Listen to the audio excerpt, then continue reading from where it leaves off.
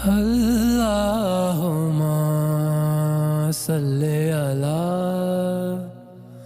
حضرت اسماء رضی اللہ تعالی عنہا سے روایت ہے کہ میں حضرت عائشہ رضی اللہ تعالی عنہا کے پاس آئی، وہ نماز پڑھ رہی تھیں۔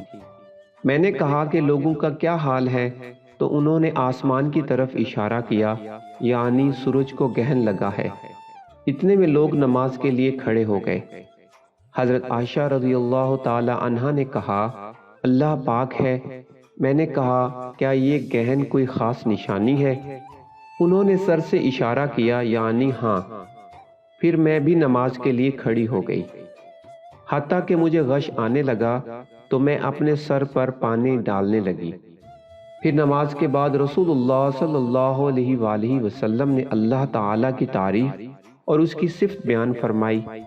پھر فرمایا، جو چیز مجھے پہلے دکھلائی نہیں گئی تھی، آج وہ سب اس جگہ میں نے دیکھ لی، یہاں تک کہ جنت اور دوزخ کو بھی دیکھ لیا۔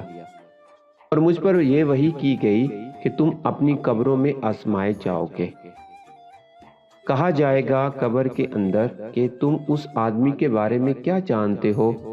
تو جو صاحب ایمان یا صاحب یقین ہوگا وہ کہے گا، وہ محمد اللہ کے رسول صلی اللہ علیہ وآلہ وسلم ہے، جو ہمارے پاس اللہ کی ہدایت اور دلیلیں لے کر آئے تو ہم نے ان کو قبول کر لیا اور ان کی پیروی کی، وہ محمد صلی اللہ علیہ وآلہ وسلم ہے۔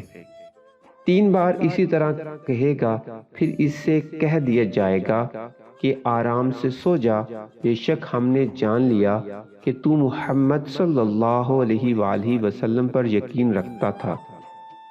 اور بہرحال منافق یا شکی آدمی کہے گا کہ جو لوگوں کو میں نے کہتے سنا، میں نے بھی وہی کہہ دیا، باقی میں کچھ نہیں جانتا۔ صحیح بخاری حدیث نمبر 86۔